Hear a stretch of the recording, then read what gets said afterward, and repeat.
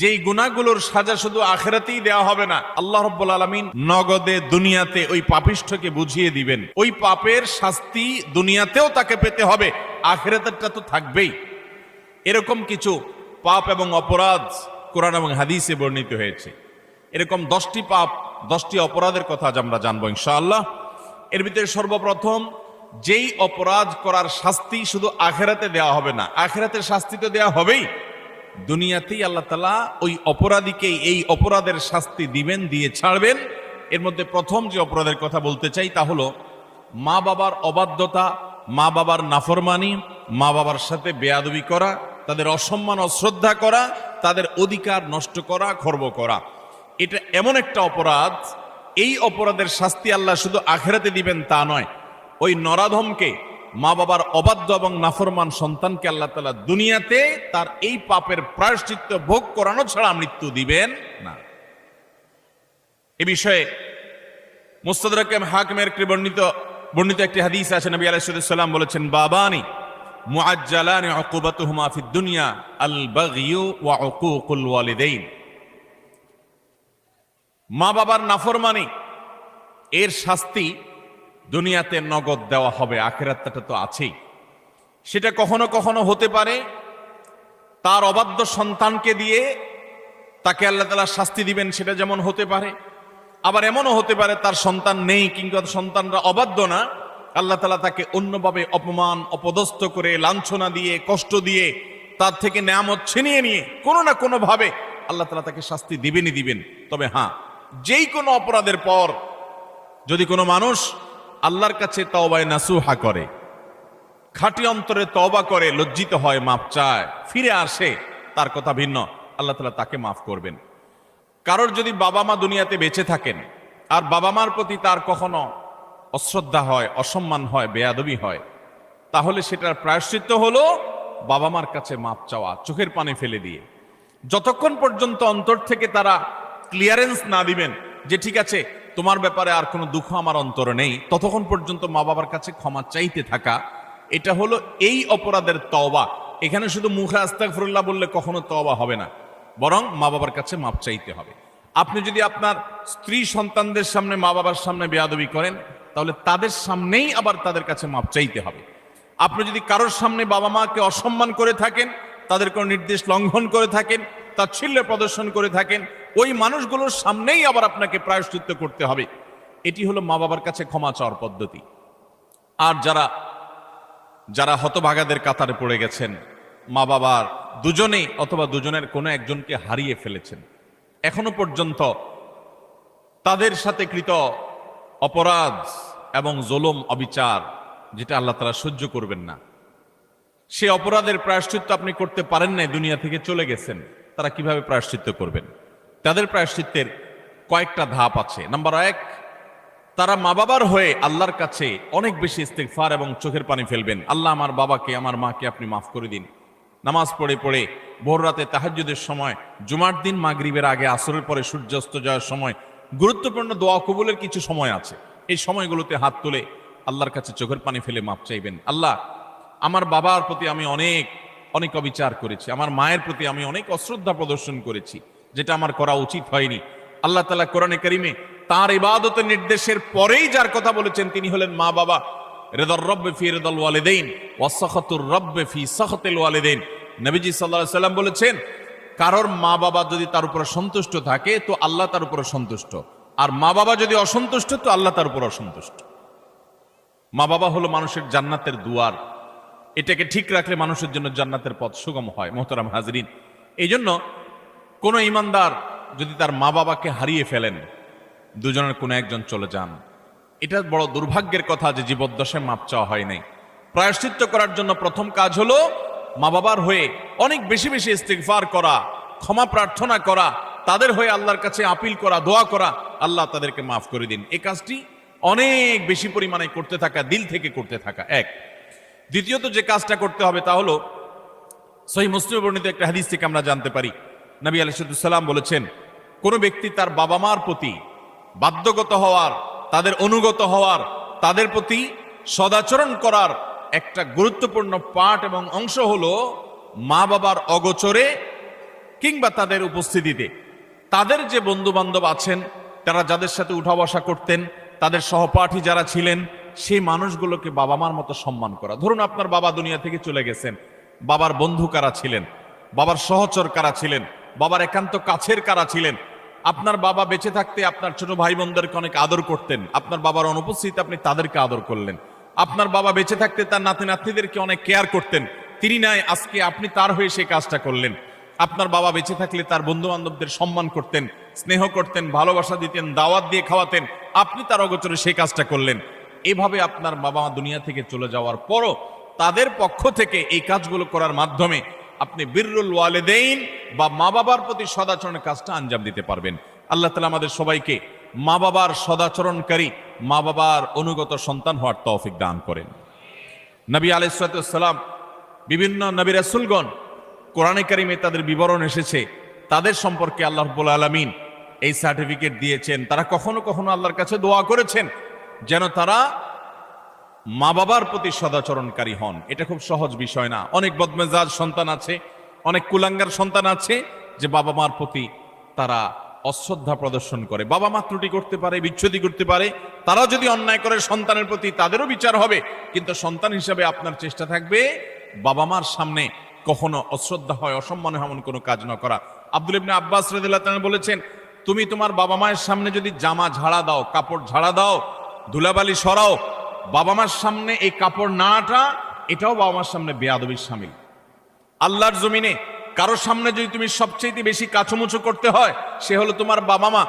তোমার সবচেয়ে বেশি বিনয়ের হকদার যদি কেউ থাকে আল্লাহর জমিনে, তিনি হলেন তোমার বাবা মা।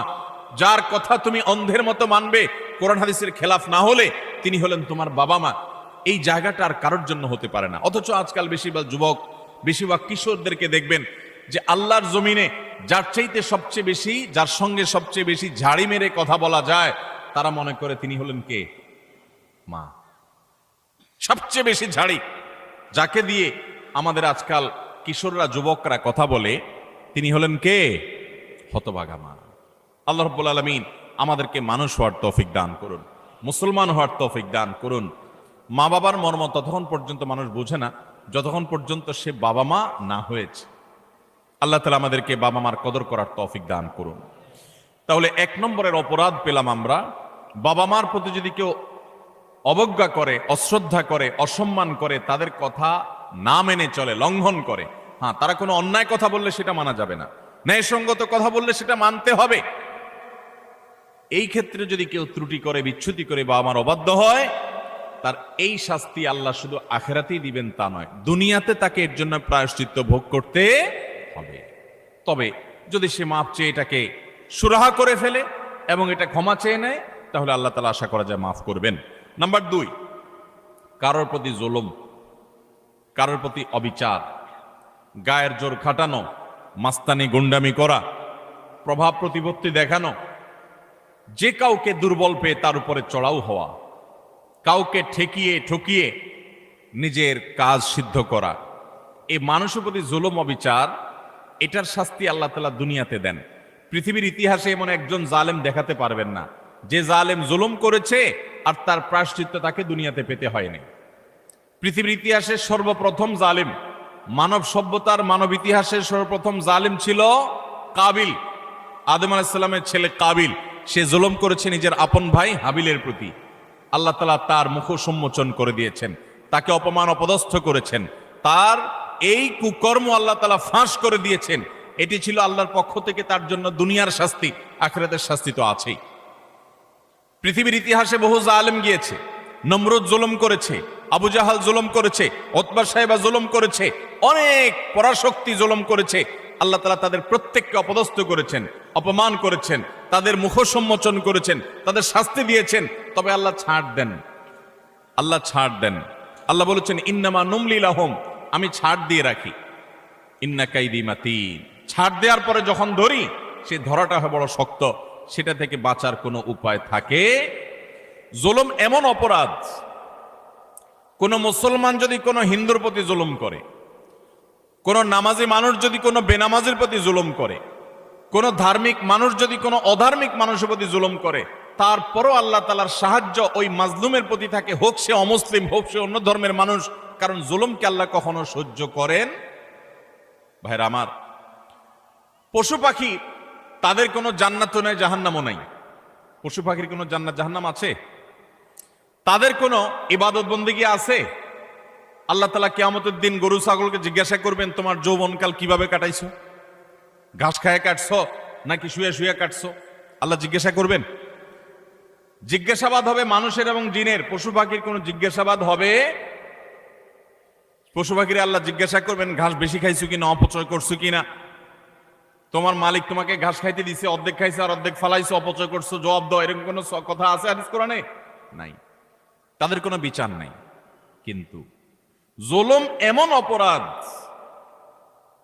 পশু পাখি পর্যন্ত একজন আরেকজনের প্রতি জুলুম করে। একটা গরু অন্য গরুটার উপরে চড়াও হয়ে তাকে আক্রমণ করে রক্তাক্ত করে ফেলেছে, গায়ের জোর ছিল। একটা ছাগল শিং ছিল আর একটা শিং ছিল না, যার শিং ছিল সে শিং দিয়ে গুতগুতি করে অন্য আরেকটা ছাগলকে আহত করেছে, আঘাতপ্রাপ্ত করেছে। একটা মোরগ অন্য মোরগের প্রতি অবিচার করেছে। নবী করিম সাল্লাল্লাহু আলাইহি সাল্লামের সুস্পষ্ট হাদিস পাওয়া যায়, কিয়ামতের ময়দানে এই পশুগুলোকে আল্লাহ তাআলা মাটি হওয়া থেকে আবার পুনরায় সৃষ্টি করবেন এবং দুনিয়াতে যে যার প্রতি অবিচার করেছে সেই অবিচারের বিচার আল্লাহ করবেন। যে এখন তুমি যে দুর্বল ছিল সে সবল যে তার প্রতি জুলুম করেছে, তার প্রায়শ্চিত্ত স্বরূপ তাকে সে গুঁতো মারবে এবং এর শাস্তি পাবে। এরপর আল্লাহ বলবেন, কুনু তুরাবা, তোমরা আবার মাটি হয়ে যাও, আবার তারা মাটির সাথে মিশে যাবে। অর্থাৎ তাদের কোনো বিচার নেই।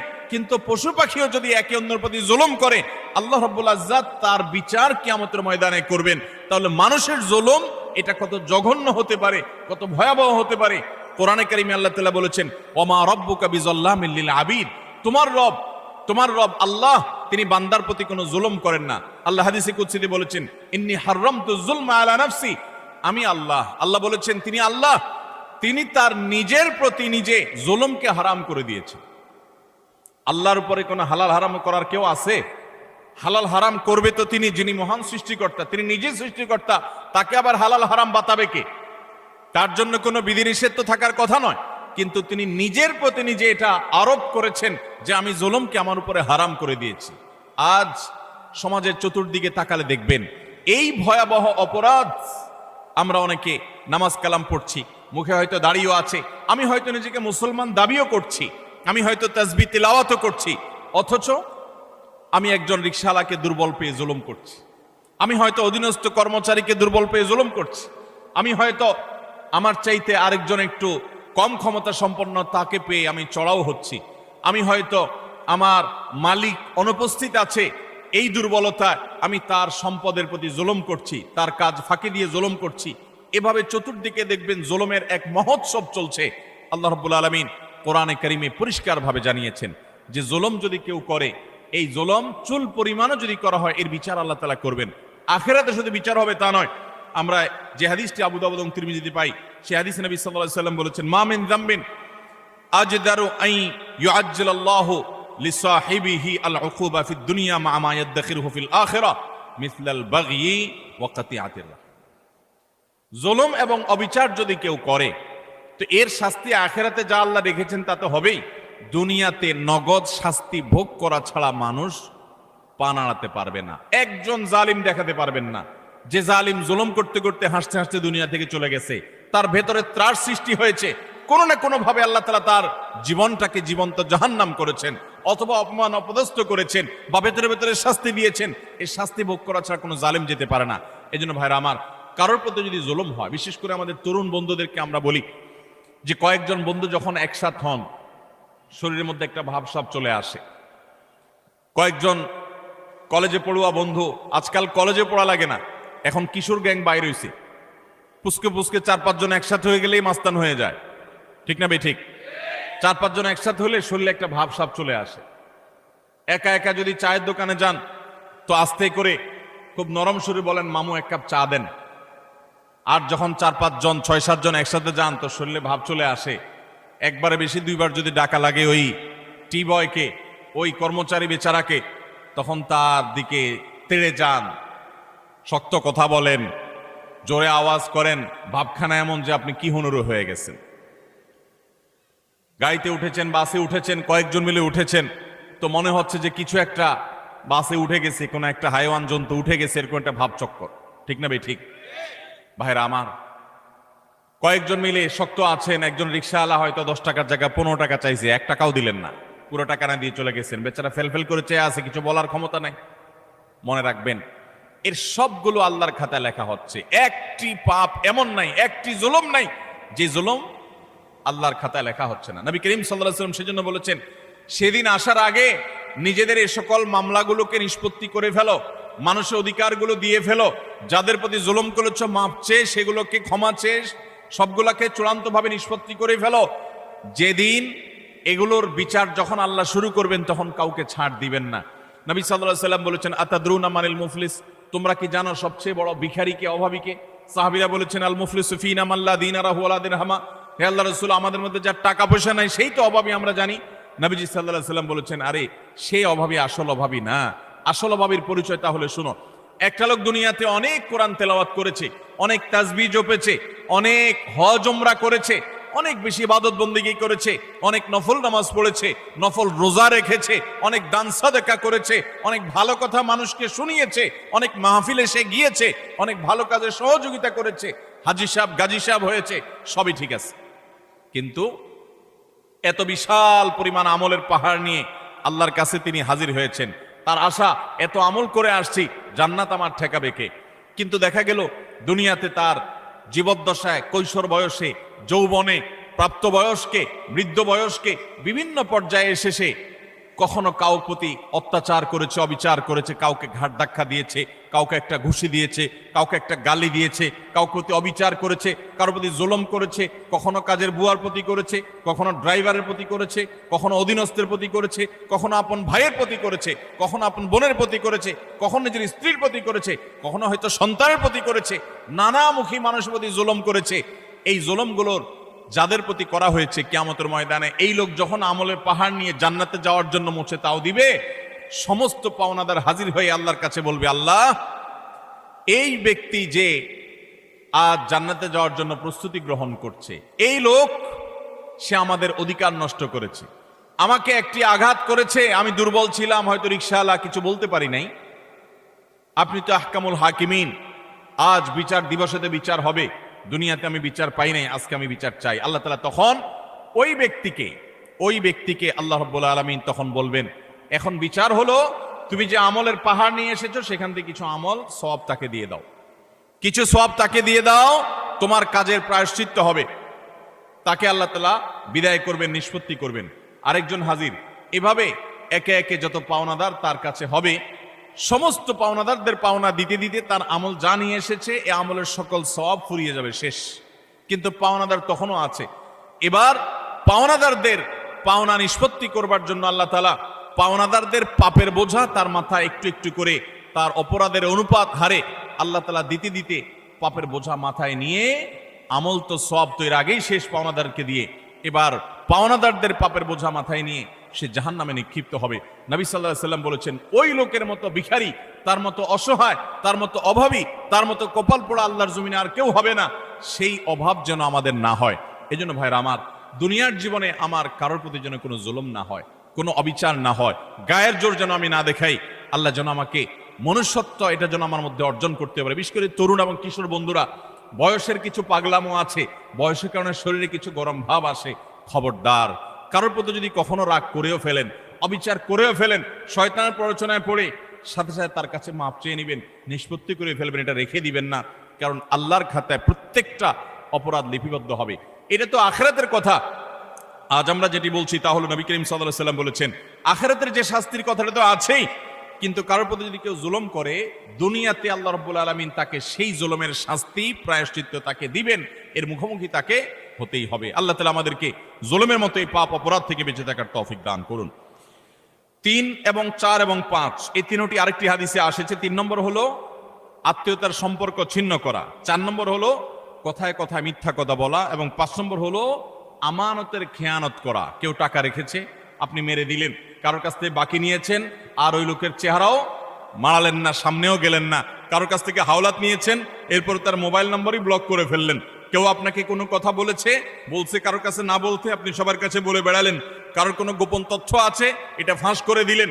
এরকম যত প্রকার আমানতের খেয়ানত আছে, এই সবগুলোর কারণে আল্লাহ তাআলা দুনিয়াতে নগদ শাস্তি দিবেন। তাহলে 3 নম্বর হলো আত্মীয়তার সম্পর্ক ছিন্ন করা, 4 নম্বর হলো মিথ্যা, 5 নম্বর হলো খেয়ানত, আমানত নষ্ট করা। এই কয়েকটা পয়েন্ট একসাথে তাবরানীতে বর্ণিত হয়েছে। নবী সাল্লাল্লাহু আলাইহি ওয়াসাল্লাম বলেছেন যে কয়েকটা অপরাধ আছে, এগুলোর শাস্তি আখিরাতে হওয়ার পাশাপাশি দুনিয়াতে হওয়াটা অধিকতর উপযুক্ত হবেই হবে, এর কোনো বিকল্প নাই, ব্যত্যয় নাই। আল্লাহ তাআলা এটি করবেনই। তার ভিতরে একটা হলো আত্মীয়তার সম্পর্ক ছিন্ন করা। অনেক মানুষ আছেন নিজের আপন ভাইয়ের সাথে সম্পর্ক ভালো নাই, বোনের সাথে সম্পর্ক ভালো নাই, কোনো যুক্তি খাটবে না। আপনার ভাই খারাপ এই যুক্তি দিবেন, বোন খারাপ সে যুক্তি না, সে খারাপ আপনি তো খারাপ হবেন না, আপনাকে তো ভালো হতে হবে। আপনি নিজে থেকে তার প্রতি সদাচরণ করার চেষ্টা করবেন, আপনি তার সাথে নিজে থেকে উইলিংলি মিশতে যাবেন, তার কল্যাণ চাইবেন, তার জন্য দোয়া করবেন। হ্যাঁ, তার সাথে মিশতে গেলে সে ক্ষতি করে, সে মামলা মোকদ্দমা করে, সে শত্রুতা করে, তাহলে ভিন্ন কথা, আপনি যান বাঁচানোর জন্য দূরে থাকতে পারবেন। কিন্তু আত্মীয়তার সম্পর্ক রক্ষা করা সুন্নত না নফল?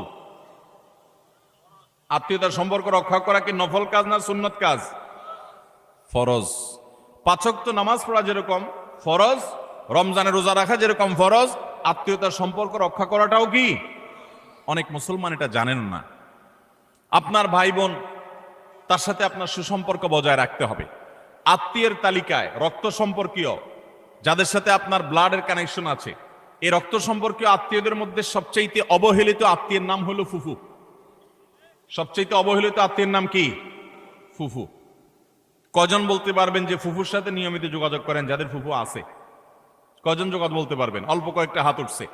বেশিরভাগ মানুষ ফুফুদের সাথে কোনো সুসম্পর্ক নাই। হ্যাঁ, কোনো কোনো ক্ষেত্রে ফুফুরাও অমানুষের মতো ভাতিজার প্রতি, ভাতিজিদের প্রতি আচরণ করে, আছে কিছু বিচ্ছিন্ন ঘটনা, কিন্তু তারপরও ভাতিজা হিসাবে আপনার চেষ্টা থাকবে যে আমার বাবার বোন, আমাদের শরীরের রক্ত একই রক্ত, অতএব তার প্রতি আমার অধিকার, তার প্রতি আমার কর্তব্য আছে, তার প্রতি আমার দায়িত্ব আছে। সেই দায়িত্ববোধ থেকে অন্তত সুসম্পর্ক বজায় রাখা, খোঁজ খবর নেওয়া। আজকাল মোবাইলের যুগে খোঁজ খবর নেওয়া খুব সহজ, কিন্তু মুশকিল হলো সোশ্যাল মিডিয়া নামে যে সমস্ত নেটওয়ার্ক, যে সমস্ত অ্যাপ, যে সমস্ত সুযোগ সুবিধা আমাদের কাছে আসছে আজ, এগুলো আমাদের সবচেয়ে বেশি আনসোশ্যাল করে দিয়েছে। এই সোশ্যাল মিডিয়া আমাদের এক একজনের 5000 করে বন্ধু তালিকায় আছে। অনেকের এই 5000 ফুল। 5000 বন্ধুর হক আদায় করতে করতে নিজের রক্ত সম্পর্কে আত্মীয়দের সাথে 6 মাসে একবার ফোনে কথা বলার টাইমও আমরা পাই না। ঠিক কিনা বলেন ভাইরা আমার? আপনার এই ফেক বন্ধু, কাগজে বন্ধু, ফেসবুকীয় বন্ধু, কোরআন এবং হাদিসের আলোকে এদের কোনো হক আপনার কাছে সে অর্থে? অথচ বন্ধু আপনার পোস্টে লাইক মারছে, আপনি পাল্টা লাইক না মানলে বন্ধু নাখোশ হয়ে যায়। এই জন্য ঘুরে ঘুরে তার ওয়ালে গিয়া লাইক মারা লাগে। বন্ধু আপনার পোস্টে কমেন্ট করছে, আপনি কমেন্ট না করলে, রিপ্লাই না দিলে সে নাখোশ হয়ে, জন্য রিপ্লাই দেওয়া লাগে। মেসেঞ্জারে নক করছে, রিপ্লাই দেওয়া লাগে। এই 5000 এই সমস্ত কাগজে বন্ধু আর ফেসবুকীয় বন্ধুর হক আদায় করতে গিয়ে আসল আপন যারা, তাদেরকে আজকাল আমরা ভুলে গেছি। আল্লাহ তাআলা আমাদেরকে আত্মীয় স্বজনের হক আদায় করার তৌফিক দান করুন। আপনি আপনার রক্ত সম্পর্ক আত্মীয়দের সাথে খোঁজ খবর রাখতে হবে। আপনার খালা আপনার রক্ত সম্পর্কীয় আত্মীয়, আপনার মামা আপনার রক্ত সম্পর্কীয় আত্মীয়, আপনার চাচা আপনার রক্ত সম্পর্কীয় আত্মীয়। আমাদের সমাজে দেখবেন যে চাচা এবং ফুফু, তাদের সাথে একসাথে থাকার কারণে, জমিজমার ব্যাপার স্যাপার থাকার কারণে অনেক সময় বুঝের অমিল হয়, গন্ডগোল হয়, মামলা কদম পর্যন্ত জড়ায়, মনোমালিন্য হয়। কিন্তু তারপরও দিন শেষে তারা আপনার রক্ত সম্পর্কীয় আত্মীয়। আপনি একজন মুসলমান হিসাবে তাদের সাথে সম্পর্ক ছিন্ন কখনো করতে পারবেন না, কোনো যুক্তিতে না। হ্যাঁ, সে আপনার ক্ষতি করছে, বাধ্য হয়ে আপনি ছিন্ন করতে হচ্ছে বা দূরে থাকতে হচ্ছে, ভিন্ন কথা। এছাড়া অন্য কোনো যুক্তিতে আপনি আত্মীয়তার সম্পর্ক ছিন্ন করতে পারবেন না। অনেক লোক বলে আমার আত্মীয়, সে তো আমার খোঁজ খবর নেয় না, আমি একা নেওয়া লাগে। হ্যাঁ, আপনি একা নিবেন, আপনি আল্লাহর কাছে সওয়াব পাবেন। সে নিচ্ছে না, সে দায়ী হবে, অপরাধী হবে। সে নিচ্ছে না, এই যুক্তিতে আপনি তাকে ছিন্ন করার অধিকার। আল্লাহ তাআলা আমাদেরকে আত্মীয়তার সম্পর্ক রক্ষা করার তৌফিক দান করুক। চাচা এবং ফুফুদের খোঁজ খবর নেব তো ইনশাআল্লাহ। চাচা তো ভাই, ফুফাতো ভাই বোন, তাদের খোঁজ খবর নেব তো ইনশাআল্লাহ। এগুলো তো অনেক পরের কথা। অনেক কপাল পড়া আছে নিজের আপন ভাই বোনের সাথেও যোগাযোগ, কত বন্ধু তার, কত দোস্ত তার, কত আপন তার, অথচ রক্ত সম্পর্কীয় এই মানুষগুলোর প্রতি তারা খেয়াল রাখে না। নবী করিম সাল্লাল্লাহু আলাইহি ওয়াসাল্লাম বলেছেন, আল্লাহ রাব্বুল আলামিন হাদিসে কুদসিতে বলেছেন যে ব্যক্তি আত্মীয়তার সম্পর্ককে রক্ষা করবে, সংযুক্ত করবে, তাদের সাথে কানেক্টেড থাকবে, আল্লাহ তাআলা ওই ব্যক্তির সাথে কানেক্টেড থাকবেন। আর যে ব্যক্তি আত্মীয়তার সম্পর্কের সাথে সম্পর্ক ছিন্ন করে ফেলবে, আত্মীয়ের সাথে সম্পর্ক ছিন্ন করবে, রাখবে না, আল্লাহ তাআলা বলেছেন কাতাআহুল্লাহ, আল্লাহ তাআলা তার সাথে সম্পর্ক ছিন্ন করে ফেলবেন। এবং লা ইয়াদখুলুল জান্নাতা কাতি', আত্মীয়তার সম্পর্ক ছিন্নকারী জান্নাতে প্রবেশ করবে। কোন যুক্তিতে আত্মীয়তার সম্পর্ক আপনি ছিন্ন করতে পারেন না। রাগ করে 3 দিন অভিমান করতে পারেন, এর বেশি না। আল্লাহ আমাদেরকে এই অপরাধটি থেকে বেঁচে থাকার তৌফিক দান করুন। আত্মীয়তার সম্পর্ক রক্ষা করলে ওই ব্যক্তিকে আল্লাহ তাআলা দুনিয়াতে নগদ শাস্তি দিয়ে থাকেন আখিরাতের শাস্তির পাশাপাশি। আর 4 নম্বর হলো মিথ্যা, কথায় কথায় মিথ্যা, সবার সাথে মিথ্যা, তার জীবনটা মিথ্যার উপরে। এই মিথ্যাবাদীদের উপর আল্লাহ বলেছেন যে লানাতুল্লাহি আলাল কাযিবিন, আল্লাহর লানত, আল্লাহর অভিশাপ এবং আল্লাহর গজব নাজিল হয় মিথ্যাবাদীদের উপরে। এজন্য ইমানদার কখনো কথায় কথায় মিথ্যা বলতে পারে। 5 নম্বর হলো খেয়ানত, যেটা বললাম যে আমানতের খেয়ানত, অর্থের দিক থেকে খেয়ানত, কথার দিক থেকে খেয়ানত, বিভিন্ন দিক থেকে খেয়ানত। আপনি কারোর কোনো কিছু নকল করলেন, ফেসবুকে আজকাল যে খেয়ানত হয় সেটা হলো একজনের লেখা কপি করে এনে আপনার ওয়ালে সুন্দর করে পোস্ট করে দিলেন, সবাই আপনাকে বাহবা দিল, ভাই মাশাআল্লাহ আপনি তো সুন্দর লেখেন, দেখা যায় আসলে আপনি এটা চুরি করে আনছেন আরেকজনেরটা। এটা হলো খেয়ানত, এটা হলো আমানতের। এখন আজকাল তো বই পুস্তকেই হয় ডাইরেক্ট, অথচ এই খেয়ানত ফেসবুকেও পোলাপান করতে এখন বড় বড় শিক্ষাবিদরা বই পুস্তকেই এই আকাম করছেন। অতএব এই সমস্ত খেয়ানত, এটা কোনো মুসলমানের চরিত্র হতে পারে? মুসলমান কখনো এই 2 নম্বরই করবে। অতএব আমানত আমরা রক্ষা করব তো ইনশাআল্লাহ। নবী সাল্লাল্লাহু আলাইহি ওয়াসাল্লাম বলেছেন ইযা হাদ্দাসা আর-রাজুলু ফালতাফাতা ফাহিয়া আমানা, তোমার সাথে কেউ কথা বলেছে, কথা বলার পর সে সেখান থেকে সরে গেছে, সাথে সাথে ওই কথাটা তোমার কাছে আল্লাহর পক্ষ থেকে আমানত হয়ে গেছে। এই আমানত রক্ষা করার চেষ্টা করব তো ইনশাআল্লাহ। আপনার কাছে কেউ এখান থেকে কোনো কথা বলেছে, আপনার কাছে হোয়াটসঅ্যাপে একটা মেসেজ পাঠাইছি, কয়দিন পর পরই দেখবেন ফেসবুকে প্রায় সময় দেখবেন যে স্ক্রিনশট আউট হয়ে গেছে, হয় কি হয় না? স্ক্রিনশট কি হয়ে গেছে? এটা প্রচার হয়ে গেছে। আপনার সাথে এখান থেকেও আলাপ করেছে, আপনি তার কোনো দুর্বল দিক পাইছেন, কোনো কারণে শত্রুতা উদ্ধার করা দরকার, আপনার সাথে সে একান্তের আলাপচারী থাকে, আপনি ফেসবুকে প্রচার করে দিলেন। এটা আমানতের খেয়ানত, এটা মানুষের প্রাইভেসি লঙ্ঘন। ইসলাম মানুষের প্রাইভেসিকে এত গুরুত্ব দেয় যে কেউ যদি কারোর বাড়িতে উকি মারে, এবং দেখার চেষ্টা করে তার ব্যক্তিগত সময়কার উঠা বসা, কাজ কাম, অ্যাক্টিভিটিস, নবী আলাইহিস সালাম বলেছেন এটা এমন জঘন্য অপরাধ যে এই লোকের চোখ উফড়ে ফেলার মতো অপরাধ সে করেছে। আজকাল দেখবেন প্রায় সময় অমুকের আইডি হ্যাক করেছে, অমুক আইডি হ্যাক করে সেখান থেকে তার ব্যক্তিগত সব তথ্য সে ফাঁস করেছে, এটা করেছে সেটা করেছে। কেউ কারোর মোবাইল ফাইলে ঘাটাঘাটি করে তার ব্যক্তিগত জিনিসপত্র ঘাটাঘাটি শুরু করে। এগুলো সবগুলো আমানতের খেয়ানত। আমাদের কথা, আমাদের কাজ, আমাদের টাকা, আমাদের পয়সা, লেনদেন সবকিছুতে আমানতদারিতা দেখাতে হবে। আমানতের খেয়ানত যারা করে, আপনি কাউকে আমানতের খেয়ানত করবেন, আল্লাহ তাআলা আপনাকে এই পরিস্থিতির মুখোমুখি করবেন। বিধায় এই ধরনের গুনাহ থেকে আমরা বেঁচে থাকবো ইনশাআল্লাহ। নাম্বার 6, কোন মুসলমানকে অপমান করা। আমাদের যুবকদের কাছে আজকাল সবচাইতে প্রিয়, সবচেয়ে পছন্দের পাপ হলো এটা, যে পাপটা করতে আমাদের যুব সমাজ সবচেয়ে বেশি মজা পায়, স্বাদ পায়, এনজয় করে।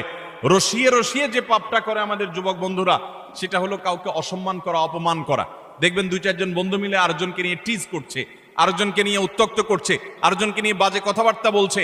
এমনকি আপনার ইউনিভার্সিটিগুলোতে আমরা প্রায় সময় দেখি যে কি হয়ে থাকে, র্যাগিং এর শিকার হয় ছোট ভাইয়েরা, জুনিয়ররা, এবং এটাকে তারা মনে করছে তাদের অধিকার। মানুষ যখন অসভ্য হয়ে যায়, পশুদের মধ্যে এই কালচার নাই যে একে অন্যকে অপমান করে তারা এরকম অসভ্যের মতো আনন্দ উৎসব করে, এটা তাদের মধ্যে পর্যন্ত নেই। আল্লাহ তাআলা সেজন্য এই মানুষগুলোর সম্পর্কে বলেছেন উলাইকা কাল আনআমি বাল হুম আদাল, যাদের হিতাহিত জ্ঞান নেই, ভালো মন্দ পরখ করার মতো ক্ষমতা নেই, অন্যায় করে আবার সে উল্লাস করে, ফুর্তি করে, এই মানুষগুলো চতুষ্পদ জন্তুর চাইতে আরো খারাপ, কারণ চতুষ্পদ জন্তু এত খারাপ হতে পারে না। অতএব আমাদের যুবক বন্ধুরা, কোনোদিন কাউকে অপমান করে, কাউকে কষ্ট দিয়ে, কাউকে আঘাত করে, আসেন 4-5 বন্ধু একসাথে, এক বেচারা একা একা যাচ্ছে, তাকে নিয়ে হাসাহাসি করলেন, ঠাট্টা মশকরা করলেন, ইয়ারকি ফাজলামতি করলেন, তাকে অপমান করলেন, তাকে অপদস্থ করলেন, তাকে বেইজ্জত করলেন, অথচ এটা তার জন্য কষ্টের, এটা তার জন্য বেদনার, এটা তার জন্য যন্ত্রণার। আপনি যে মানুষ হয়ে থাকেন, আপনি যে মুসলমান হয়ে থাকেন, তো আপনার হাসি তামাশার নামে, বন্ধু বান্ধবের সাথে আড্ডার নামে আপনি কখনোই অপকর্ম করতে পারেন? নবী করিম সাল্লাল্লাহু আলাইহি সাল্লাম বলেছেন, আবু দাউদে বর্ণিত হয়েছে, কোন মানুষ সে যদি আরেকজনকে অপমান করে এমন একটা জায়গায় যেখানে ওই লোকটা অপমান থেকে বাঁচার চেষ্টা করছে, সে চায় কেউ তার জন্য সাহায্যের হাত বাড়িয়ে দেখ, সেখানে আপনি তাকে আরো অপমান করলেন। তাহলে আপনি নিশ্চিত জেনে রাখেন, লিখে রাখেন, আপনার জীবনে এরকম পরিস্থিতি আসবে যে আপনি কোনো পরিস্থিতিতে মানুষের সাহায্যের জন্য আপনি হাত বাড়াবেন, কিন্তু সাহায্য পাবেন না, পাবেন অপমান।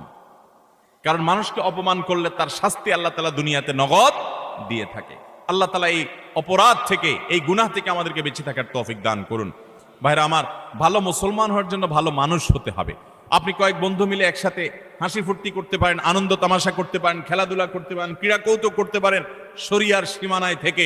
আপনি সেটা করতে গিয়ে কাউকে নিয়ে আপনি হাসাহাসি করতে পারেন। একটা মেয়ে হাঁটে হেঁটে যাচ্ছে, আপনি দেখে ওই মেয়েটাকে শুনিয়ে শুনিয়ে এমন কথা বললেন যে কথা শুনে মেয়েটার মানসিকভাবে আঘাতপ্রাপ্ত হচ্ছে। আপনি তাকে অপদস্থ করছেন, নোংরা কথা বলছেন। যুবকদের মধ্যে এই রোগ আছে না নাই? জনে জনে ঘরে ঘরে আজকে এই রোগ ভরে গেছে। ভাইরা আমার, আল্লাহ আপনাকে বিবেক দিয়েছেন, আপনি আনন্দ অবশ্যই করতে পারেন, আপনি অবশ্যই কৌতুক করবেন, আপনি অবশ্যই ক্রীড়া করবেন, আপনি অবশ্যই রসিকতা করবেন, বন্ধুদের সাথে মজা করবেন। কিন্তু আপনার মজা আরেকটা মানুষের কষ্টের কারণ, আপনার মজা আরেকটা মানুষের অপমানের কারণ হতে পারে না। আপনার বিবেককে জিজ্ঞাসা করুন, কোনো পশু এত নিচে নামে না। আল্লাহ তাআলা আমাদের যুবকদেরকে সঠিক এবং সুন্দর পথে চলার তৌফিক দান করুন।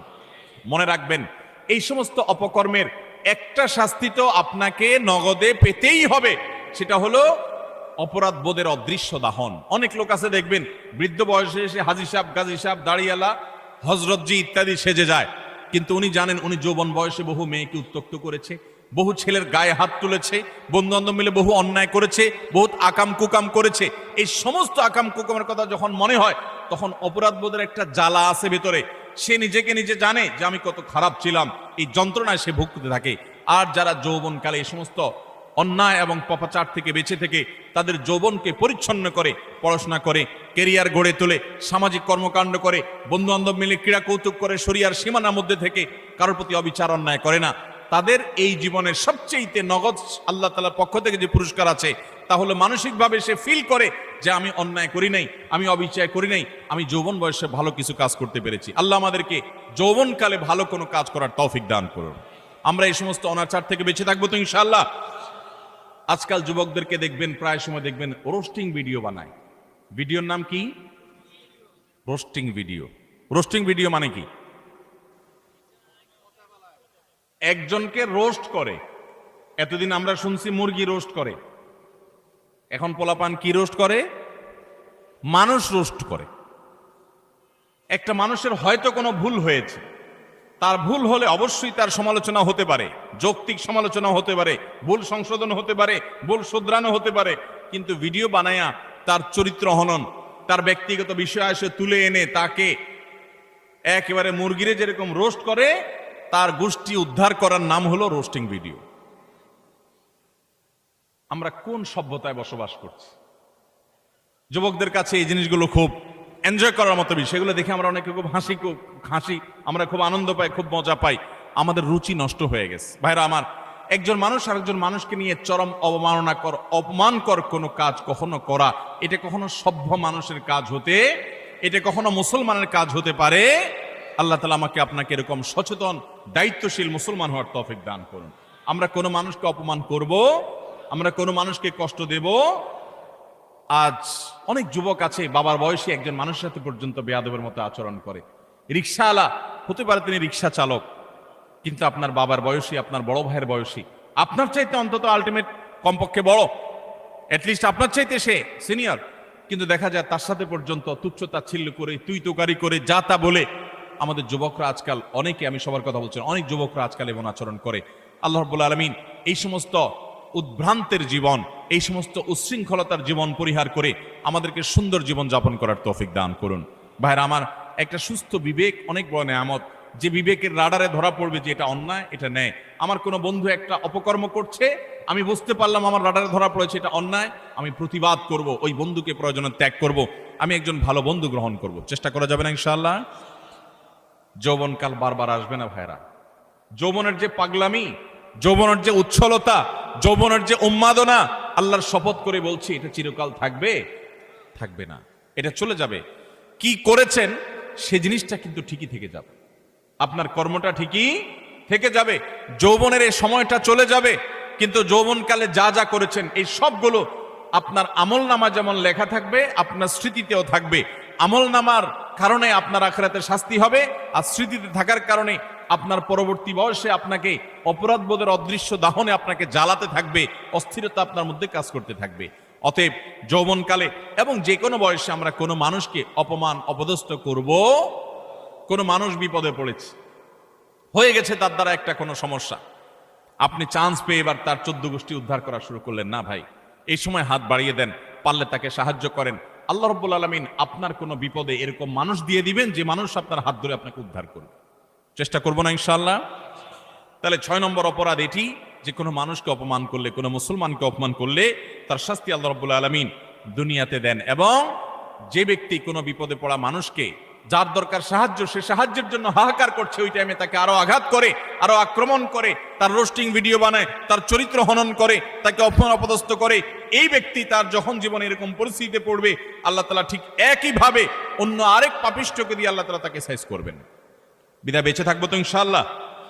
নাম্বার 7, মানুষকে দেখানোর জন্য কোনো ভালো কাজ করলে, এখন ফেসবুকের সময়, এমন কোনো ভালো কাজ পাওয়া কঠিন হবে যেটা আমরা ফেসবুকে দেই না। আমরা আমাদের আসুন্নাহ ফাউন্ডেশনের বিভিন্ন ভালো কাজ কার্যক্রম ফেসবুকে দেই, সেটা হলো জবাবদিহিতা।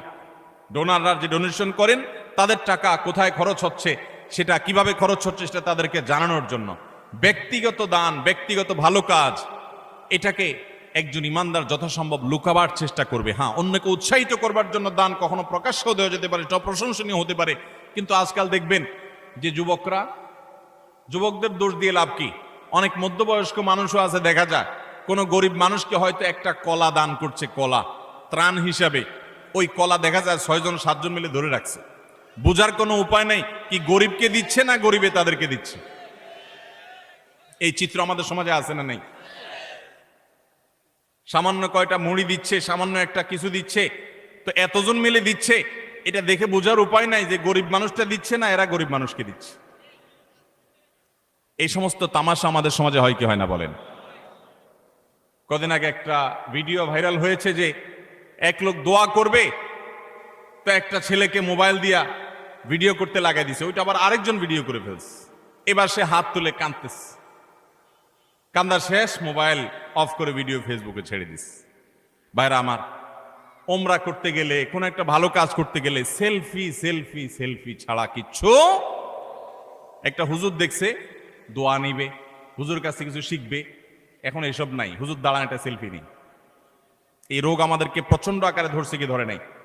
একটা হলো স্মৃতি রাখলাম, উৎসাহিত অনুপ্রাণিত হলাম, সেটা ভিন্ন বিষয়। বেশিরভাগ ধান্দাই হলো ফেসবুকে একটা পোস্ট দেবো, মানুষ বলবে ওরে বাপরে বাপ, তুই এই লোক পাইলি কোত্থেকে, মাশাআল্লাহ মারহাবা, কিছু লাইক কমেন্টের বিজনেস হবে। আমাদের মানুষকে দেখাবার প্রবণতা এখন এমন ভাবে হয়ে গেছে যে আমরা এমন কোনো কাজ করি না যেটার ফিডব্যাক দুনিয়াতে আশা করি না। অথচ আল্লাহ তাআলার নেককার বান্দা তারা, যারা কোনো ভালো কাজ করে তার বিনিময়ে আশা করবে কার কাছে? আল্লাহর কাছে। আল্লাহ তাআলা আমাদেরকে সেরকম নিষ্ঠাবান মানুষ হওয়ার তৌফিক দান করুন। নবী আলাইহিস সালাম বলেছেন মুসনাদ আহমদের হাদিসে, মান সাম্মা আন-নাস বিআমালিহি সাম্মা আল্লাহু বিহি। যে ব্যক্তি কোনো ভালো কাজ করে গল্প দিয়ে বেড়াবে শুধুমাত্র মানুষের কাছে, লোক শোনানো, লোক দেখানো কাজ করবে, আল্লাহ রাব্বুল আলামিন ওই ব্যক্তিকে এই কাজের প্রায়শ্চিত্ত দুনিয়াতেই দিবেন এবং তার শাস্তি দুনিয়াতেই হবে। আল্লাহ তাআলা আমাদেরকে এই লৌকিকতা, মানুষকে দেখাবার জন্য ভালো কাজ করার এই বদ অভ্যাস পরিহার করার তৌফিক দান করুন। নাম্বার 8, যদি কেউ নেয়ামতের নাশুকরি করে, আল্লাহ কোন নেয়ামত দিয়েছেন সেটার নাশুকরি করেছে, এই ব্যক্তিকে আল্লাহ তাআলা নগদ শাস্তি দিবেন। সূরা নাহল 128 নম্বর আয়াতে আল্লাহ তাআলা বলেছেন, ওয়াদারাবাল্লাহু মাসালান কারিয়াতান কানাত আমিনাতান মুতমাইন্নাহ। একটা জনপদের মানুষ, তারা নিরাপদে ছিল, সুখে শান্তিতে ছিল, আল্লাহ তাআলা তাদেরকে নিরাপদে রেখেছেন, ভালো রেখেছেন। ইয়াতিহা রিজকুহা মিন কুল্লি মাকান, প্রত্যেকটা জায়গা থেকে আল্লাহর পক্ষ থেকে রিজিক আসতো। ফাকাফারাত বিআনউমিল্লাহ, তারা আল্লাহর নিয়ামতকে অস্বীকার করে বলেছে, নাশুকরি করেছে। ফাযাকাহাল্লাহু লিবাসাল জুই ওয়াল খাউফি বিমা কানু ইয়াসনাউন, তাদের এই নাশুকরির কারণে আল্লাহ তাআলা তাদেরকে আল্লাহ রাব্বুল আলামিন দুর্ভিক্ষ, অভাব অনটন, আশঙ্কা এবং ভয়ের শাস্তি দুনিয়াতে দিয়েছেন, আখিরাতে তো বটে। অনেক মানুষ আছে দেখবেন নাশুকরি করে, আপনি অনেক উপকার করেছেন, বলবেন না আমি কিছুই তো পাই নাই, আমি নিজে নিজে করেছি। এই নাশুকর ঠিকই এক সময় বিপর্যস্ত হবে এবং বিপদগ্রস্ত হবে, এবং যেই নিয়ামত পেয়ে সে নাশুকরি করেছে, এই নিয়ামত আল্লাহ তার কাছ থেকে ছিনিয়ে নিবেন, আজ হোক আর 2 দিন পরে হোক।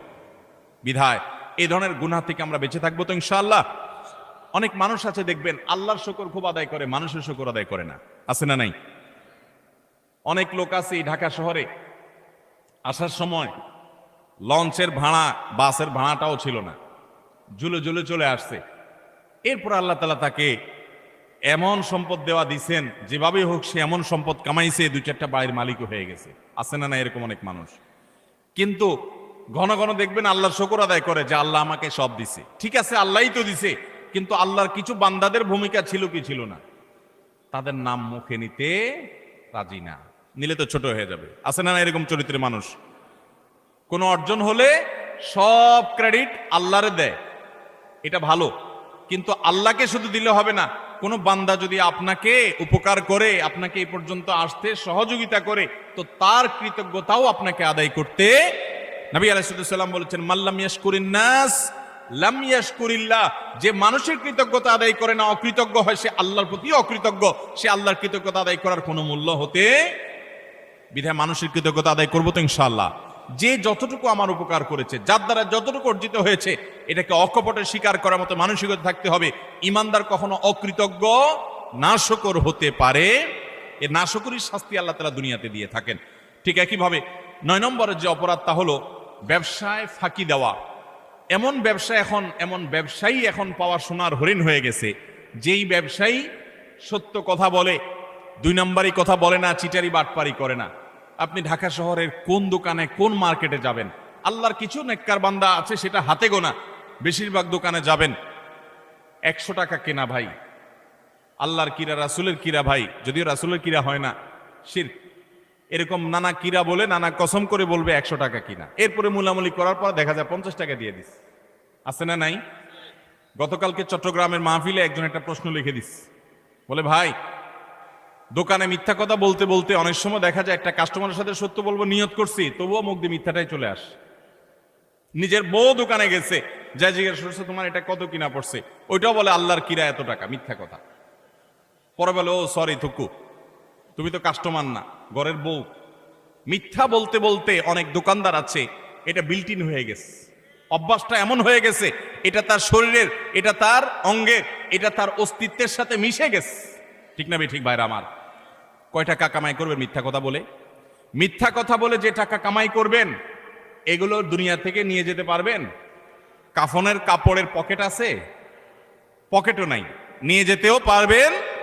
যাদের জন্য মিথ্যা কথা বলছেন, ছেলে সন্তান, স্ত্রী, পরিবারের লোকজন, আপনি দুনিয়া থেকে যাওয়ার পর কিয়ামতের ময়দানে যখন ফেরেশতারা মুগুর দেওয়ার জন্য ধরবে, যখন শাস্তি শুরু হওয়ার পরিকল্পনা হবে, তখন আপনার ছেলে মেয়েরা যায় বলবে, আল্লাহ আমার আব্বাকে কিছু বলিয়েন না, উনি যত 2 নম্বরে চিটারি বাটপারি করে ঢাকা শহরে বাড়ি গাড়ি করছে, এগুলো সব আমাদের জন্য করছে, ওনার একার জন্য করে নাই, অতএব শাস্তি আমাদেরকে দেন, ওনাকে ছেড়ে দেন, বলবে? আল্লাহ কোরআনে উল্টাটা বলেছেন, ইয়াউমা ইয়াফিরুল মারউ মিন আখি ওয়া উম্মিহি ওয়া আবি ওয়া সাহিবাতিহি ওয়া বানি। সেদিন মানুষ বাপকে দেখে সন্তান আরেক দিকে পালাবে, যে বাপ দেখা হলে যদি আমাকে আটকায়, যে তোদের জন্য অনেক কিছু করছি, আজকে আমি ফাঁসে গেছি।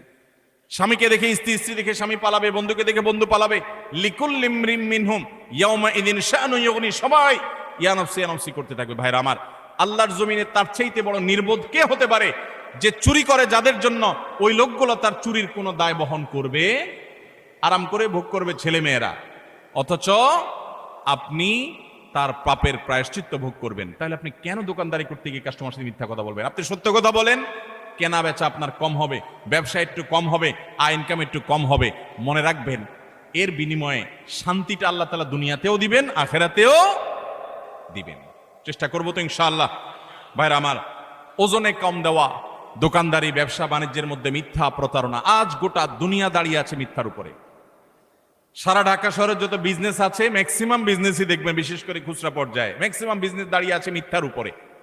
ফল দোকানে যাবেন, উপর দিয়ে সব সুন্দর করে সাজা রাখছে, বড় বড় গুলা, নিচ দিয়ে সব ছোট ছোট গুড়া গুড়া, আছে না নাই? পোকা খাগুলো সব সরা রাখছে, উপর দিয়ে ভালোগুলো দিয়ে রাখছে। নবী করিম সাল্লাল্লাহু আলাইহি সাল্লাম একবার বাজারে গেলেন, গিয়ে দেখলেন যে এক লোক গমের স্তূপ নিয়ে বসে আছে, গম বিক্রি করছে। নবী করিম সাল্লাল্লাহু আলাইহি সাল্লাম ফিল্ড ভিজিটে গেলেন, সরাসরি মদিনা রাষ্ট্রনায়ক তিনি গিয়ে সোজা হাত ঢুকিয়ে দিলেন গমের ভিতরে, স্তূপের ভিতরে। সন্দেহ হলো তার, দেখলেন যে ভিতরে সব ভিজা গম, এটা ওজনে ভারী হবে, আর শুকনাগুলা ওজনে কম হবে, পরিমাণে বেশি হবে সেখানে। তো ভিসাটার দাম কম হবে। ভদ্রলোক ভিসাগুলো নিচে, উপরে দিয়ে শুকনাগুলো দিয়ে বিক্রি করছে। নবী করিম সাল্লাল্লাহু আলাইহি ওয়াসাল্লাম বললেন, এই চিটারি কেন করলে তুমি তো একই দামে বিক্রি করছো, অথচ তোমার ভেতরে ভিসা কম।